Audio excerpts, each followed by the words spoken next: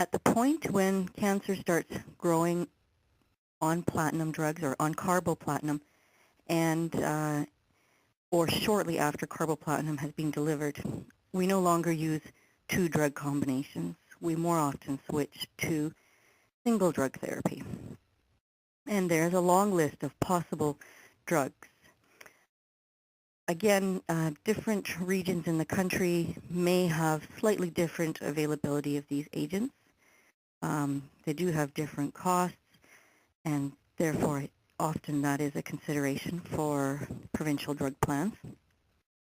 But a list would include a drug like liposomal doxorubicin or Calyx, the one I mentioned earlier, gemcitabine. These are given intravenously. There is another drug called etoposide.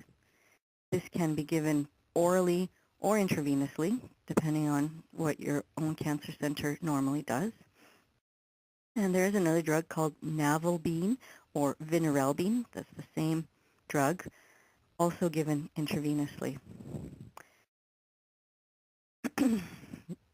Generally, patients tolerate these drugs reasonably well, assuming that they are still feeling strong and have not become too ill with their own cancer.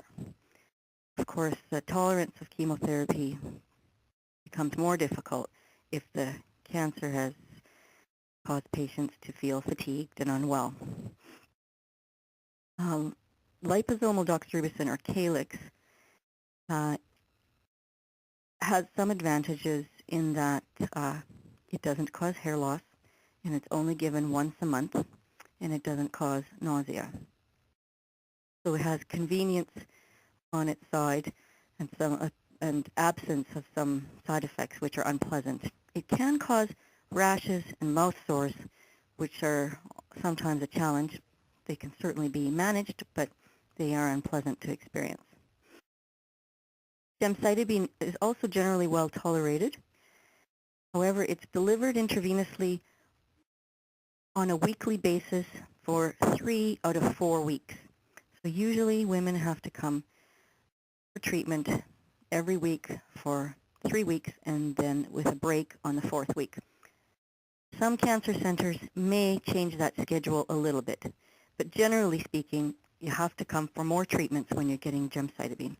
It doesn't cause much nausea or vomiting, actually basically none, but it does cause fatigue, does not cause hair loss, but sometimes people get rashes and a little bit of low-grade fever with this drug.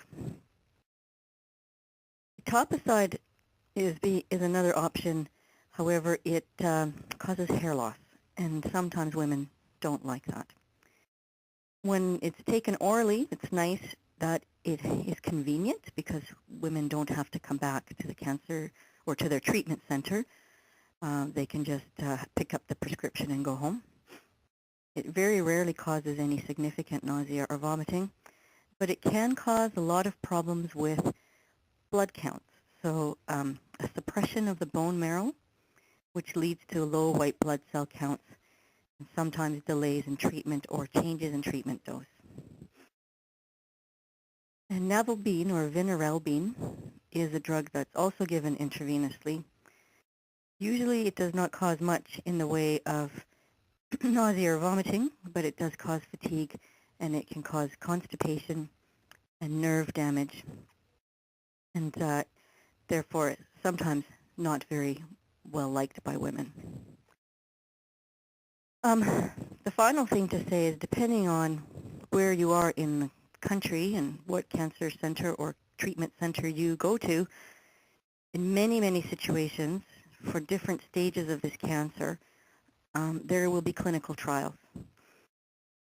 And there are many different types of trials. It's not really possible for me to say what would be going on in any one place. But it is something that allows women to get access to drugs they may not otherwise have.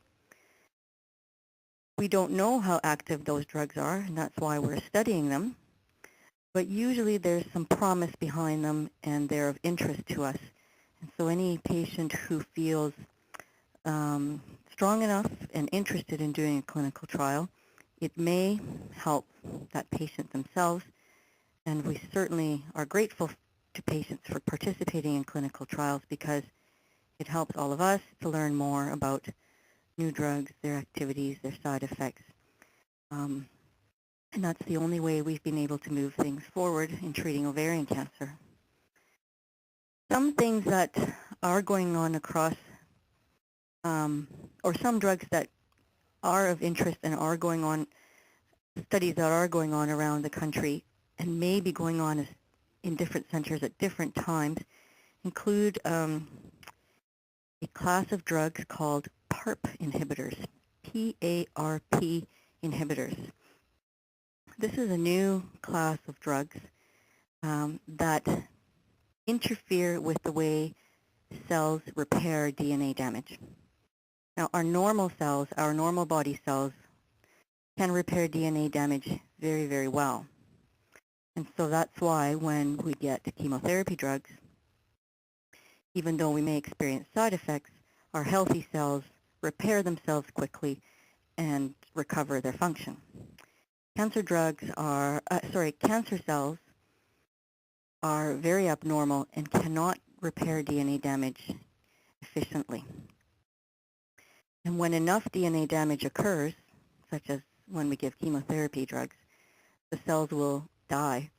And so PARP inhibitors help to promote this type of death of the cells by impairing further their ability to repair DNA. Some of you may have been involved in studies already. This is a very interesting group of drugs for which more studies will be designed in the future, so that could be something to keep an eye out for.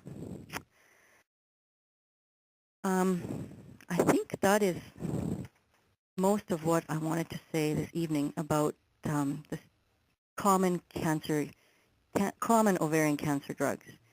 And I'd certainly be pleased to answer any questions if anyone has any.